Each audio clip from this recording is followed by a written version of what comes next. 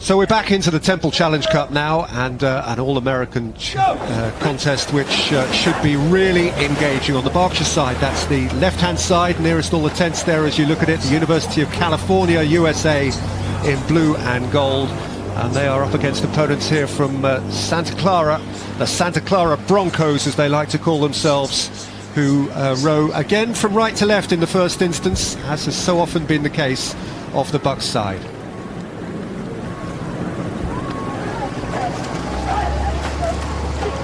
The coxswain getting them back on track now, and as we've seen so often here, this fantastic shot where you just start to look at the rhythm of the two crews, and what I'm seeing here is the crew on the far side are just getting a little bit more length out on that front, a little bit fraction more over the toes, and you can see their boat moving on.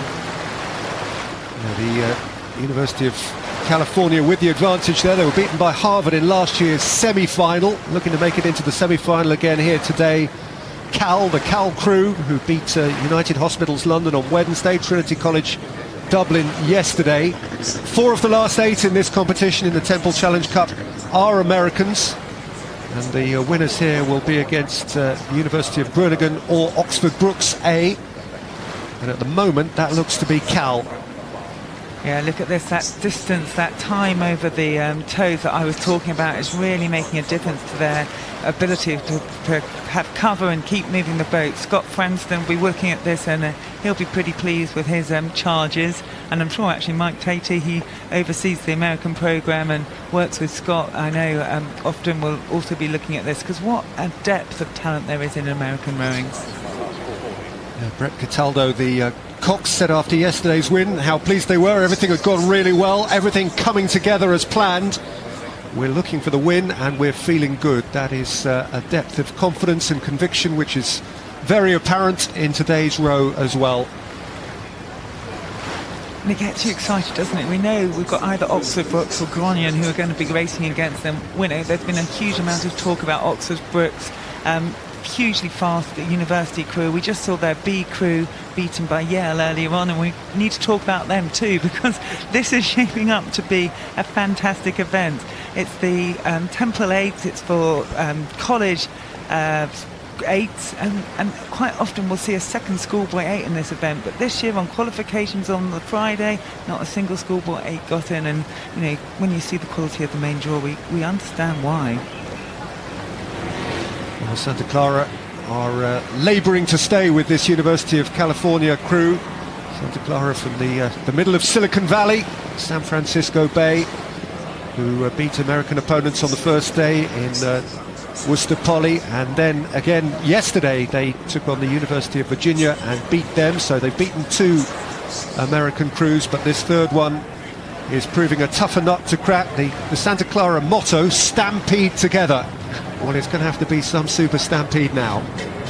And look at that, we can see the 2 stars, and we've got here now, we've got the Cal boat and the time over the toes, but when we go back, which I'm sure we will, to the Santa Clara, they're lifting it a bit more to the finish, and it's 2 different thoughts on rowing really. We can look here, we've got one on the left hand side where the finish comes through and it's pressing the boat in that way, and both can move the boat really effectively, but at the moment it's that time over the toes, it's the extra run that the Cal boat has that is really making that difference.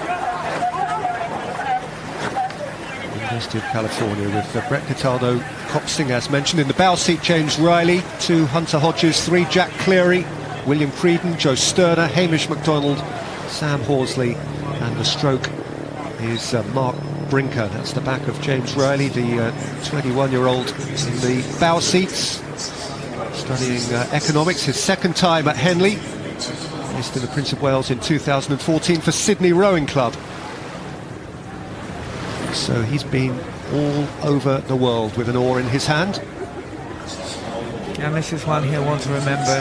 This is a quarter-final stage here in the Temple Challenge Cup, and Cal at the moment they'll be receiving the applause from the grandstands, just beginning to fill up there. It's bright this morning, it's light this morning, and this 8 will be pretty pleased with their morning's work. It is lovely through the early part of the day to witness the gradual swelling of numbers and noise.